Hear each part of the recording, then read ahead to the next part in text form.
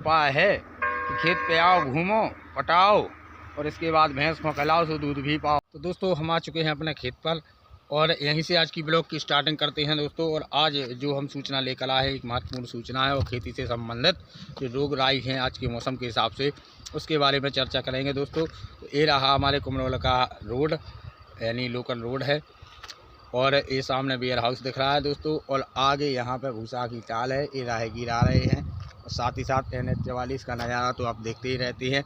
रात दिन भरमार वाहनों की और रात दिन आवाजाही चलती रहती है दोस्तों।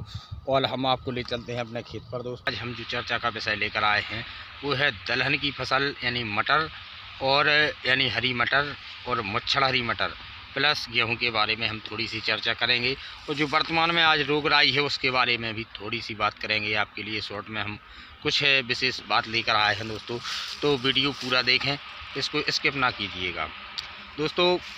मुख्य रूप से जो देश की अर्थव्यवस्था है वो 75% जो है देश खेती पर निर्भर है।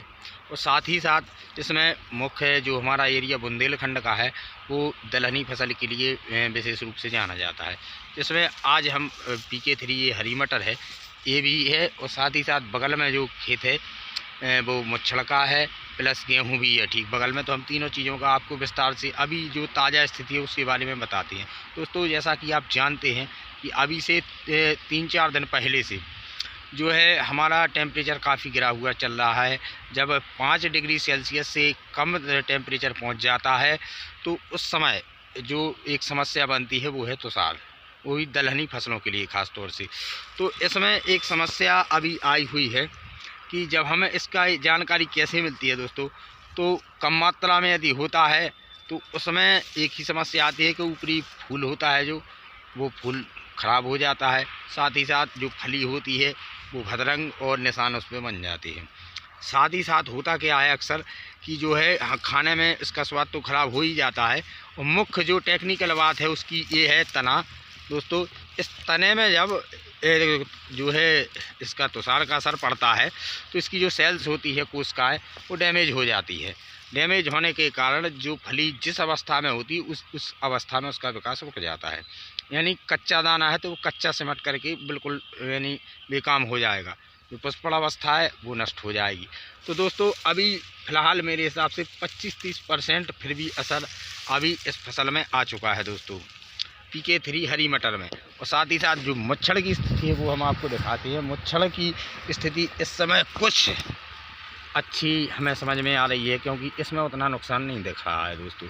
और साथ ही साथ गेहूं की बात करें दोस्तों, ये रहा मटर है ये दोस्तों। गेहूं की स्थिति फ़िलहाल बढ़िया है एक हिसाब से, क्योंकि गेहूं की बात आती है जब तो ख़ास तौर से ठंड की एक अच्छी अवस्था की आवश्यकता होती है दोस्तों। इसलिए अभी गेहूं के मतलब का बढ़िया सीज़न चल रहा है दोस्तों।